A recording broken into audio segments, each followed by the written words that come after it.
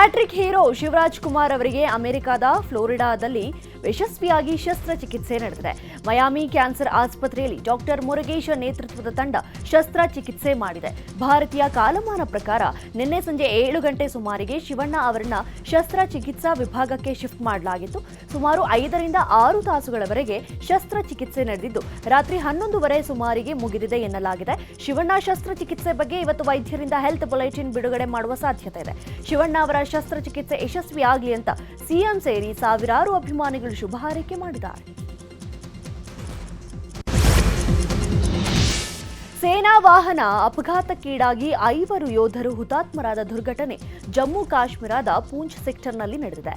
ಬೆಳಗಾವಿ ಜಿಲ್ಲೆಯ ಚಿಕ್ಕೋಡಿ ತಾಲೂಕಿನ ಕುಪ್ಪನವಾಡಿ ಗ್ರಾಮದ ಯೋಧ ಧರ್ಮರಾಜ್ ಸುಭಾಷ ಖೋತಾ ಅನ್ನೋರು ಹುತಾತ್ಮರಾಗಿದ್ದಾರೆ. 160 ಅಡಿ ಕಂದಕಕ್ಕೆ ಸೇನಾ ವಾಹನ ಉರುಳಿ ಬಿದ್ದಿದೆ. ಸ್ಥಳದಲ್ಲಿ ರಕ್ಷಣೆ ಕಾರ್ಯ ನಡೆದಿದ್ದು ಹಿರಿಯ ಅಧಿಕಾರಿಗಳು ಭೇಟಿ ಕೊಟ್ಟು ಪರಿಶೀಲಿಸಿದರು.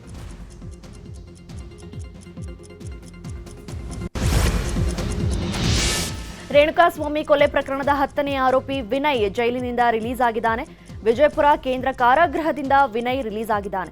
ರಾಜಾತಿಥ್ಯ ಕಾರಣದಿಂದ ಪರಪ್ಪನ ಅಗ್ರಹಾರ ಜೈಲಿನಿಂದ ವಿಜಯಪುರ ಜೈಲಿಗೆ ಸ್ಥಳಾಂತರ ಮಾಡಲಾಗಿತ್ತು. ಜಾಮೀನು ಮಂಜೂರು ಹಿನ್ನೆಲೆ ಮಂಗಳವಾರ ಜೈಲಿನಿಂದ ರಿಲೀಸ್ ಆಗಿದ್ದಾನೆ.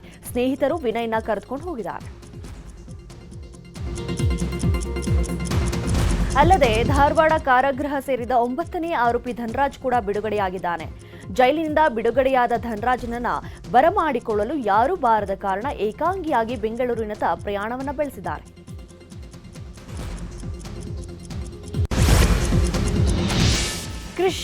ಕೃಷಿ ಹೊಂಡದಲ್ಲಿ ಸೋಡಿಯಂ ಸ್ಫೋಟಗೊಳಿಸಿ ಜೈಲು ಪಾಲಾಗಿದ್ದ ಡ್ರೋನ್ ಪ್ರತಾಪ್ಗೆ ಮಧುಗಿರಿ ಕೋರ್ಟ್ ಜಾಮೀನು ಕೊಟ್ಟಿತ್ತು. ನಿನ್ನೆ ಜೈಲಿನಿಂದ ಬಿಡುಗಡೆಯಾದ ಬಳಿಕ ಮಾತನಾಡಿದ ಪ್ರತಾಪ್, ದೇಶದಾದ್ಯಂತ 100 ಜನ ಎಕ್ಸ್ಪೆರಿಮೆಂಟ್ ಮಾಡಿ ಪೋಸ್ಟ್ ಮಾಡಿದ್ದಾರೆ. ಕೆಜಿಗಟ್ಟಲೆ ಸೋಡಿಯಂನ ಬಳಸಿ ಸೈನ್ಸ್ ಎಕ್ಸ್ಪೆರಿಮೆಂಟ್ ಮಾಡಿದ್ದಾರೆ. ಅವರನ್ನೆಲ್ಲ ಯಾಕೆ ಅರೆಸ್ಟ್ ಮಾಡಿಲ್ಲ? ನನ್ನೊಬ್ಬನನ್ನೇ ಏಕೆ ಅರೆಸ್ಟ್ ಮಾಡಿದ್ರು? ದೇಶದ ಎಲ್ಲ ನಾಗರಿಕರಿಗೂ ಒಂದೇ ಕಾನೂನು ಅಲ್ವಾ ಅಂತ ಪ್ರಶ್ನೆ ಮಾಡಿದ್ದಾರೆ.